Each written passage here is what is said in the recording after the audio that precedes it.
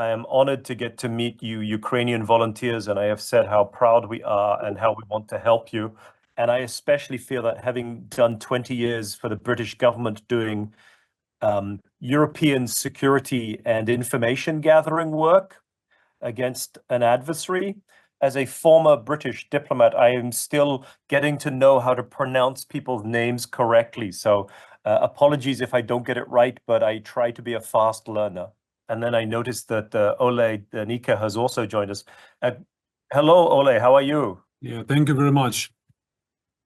Good to see you. Good to see you. Are you a student, an alum? Yeah, I'm a student of the Kyiv School of Economics, and I'm an urbanist. I know here in the US, they're very concerned about the civilian drones from China, like DJI. And so they've definitely been trying to encourage companies other than Chinese ones. And because I know we're thinking about 3 working strands, air drones, land drones, and sea drones under the Fiona's title of autonomy, which has been amazing to see how Ukrainian people have innovated in those fields and are going to give us in the West great insights. Who are the companies in Ukraine, the Ukrainian companies that could be the providers of drones, so that as the West starts to ban China's DJI, who are the ones we should be working with? Because I think that could be a business opportunity for Ukrainian drone companies going forwards. I know the drone holding, which is currently serving the Ukrainian government, and it includes 3 drone companies. One of is company DFC, which is specialized on IT servicing of drone and anti-drone technologies. Another one is a company which now became an international holding, like Abris Design Group, Polish, Lithuania drone holding. But the base, the main company is in Ukraine. And the third company is Spartacus. It's a drone company, the same. How do you spell that third one? Spartacus. Like the hero, like the Greek hero. Yes, Spartacus. Okay. Yeah, they are now in the currently in the agreement between the Ukrainian side and Polish side of this holding. Ole, you mentioned 3 companies, the DFC, the Spartacus. Which was the one that had the Polish and Lithuanian connection with Ukraine? Arbis Design Group. Arbis Design Group. Yeah. How do you spell Arbis? ARBIS.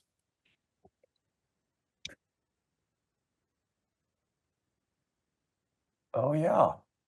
Interesting. Valentina, I learned so much from each and every one of your volunteers. You really have put together an amazing group of researchers. So thank you for these insights. And Ole, it is great that you've been able to join us. We were starting to think about the next phase. And my professor, Professor Fiona Murray, who has a role with NATO as well as the British Ministry of Defense and the US Pentagon, she will be back, and we're thinking about getting together in about 2 or 3 weeks' time.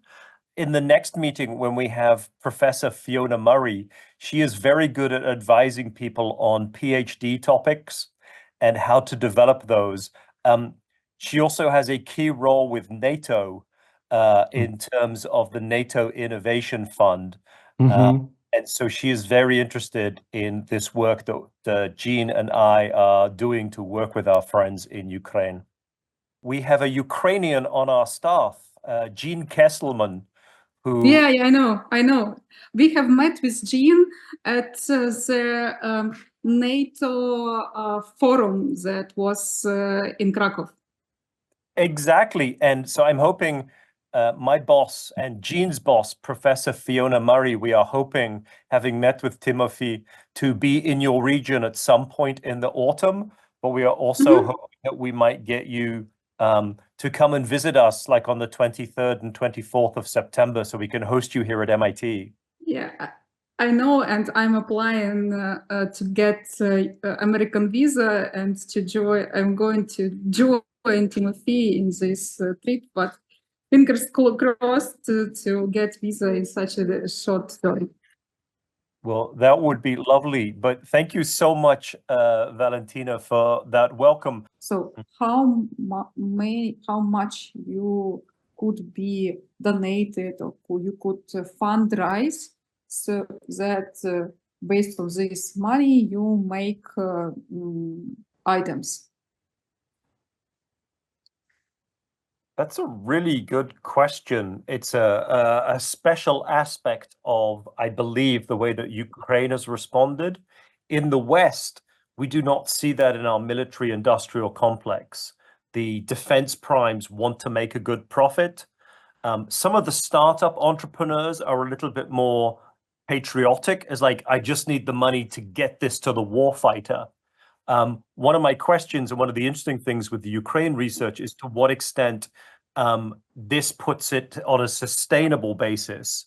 Should things change in future, we want to make sure that the security is sustainable. But we have this MIT stakeholder model from 10 years ago with the 5 stakeholders, but there are gaps between the stakeholders where we see different actors. And I think seeing this sort of crowdsourcing, crowdfunding, procuring, philanthropy, I think is going to be one of the very rich aspects of the research going forwards. These 2 investments are in risk capital, both of them, or we should separate them, or? Yes, they should be separated. So risk capital is very good at funding early stage companies and enterprises. The other side, the professors would say that's research and development, which can either be directly through a government grant or government money that goes to a university that encourages it.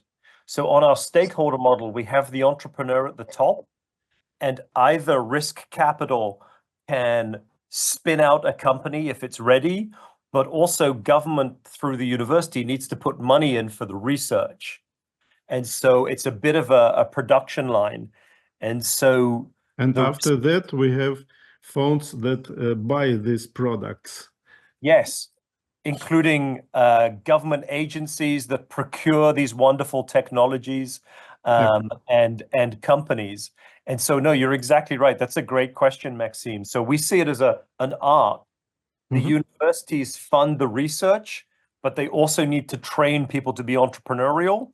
And then you need the risk capital community to take on these low TRL ideas and move them from research to actually being developed into a technology that the risk capital people can then pass on to the defense corporations. And Ukroboronprom would count as a large defense prime contractor, but one that is much better than those in the West because it seems to be willing to acquire these new technologies. I know. So thinking about the next stage is like how, having watched the ecosystem, the horizontal civic society, the role of government agencies, the role of volunteers, how do we help, how do we learn lessons from what Ukraine has done, but also provide advice on how Ukraine might develop next so that it becomes a successful European country embedded in the European institutions that matter to all of us?